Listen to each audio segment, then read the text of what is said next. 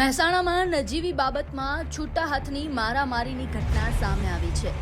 જી હા, વિસનગરમાં car parking કરવા મામલે બજારમાં છૂટા હાથની મારામારીની ઘટના ઘટી છે, જેમાં બજારમાં વેપારી અને કાર ચાલક વચ્ચે મારામારી થઈ હતી અને મારામારીનો આ વિડીયો સોશિયલ મીડિયામાં વાયરલ થયો છે।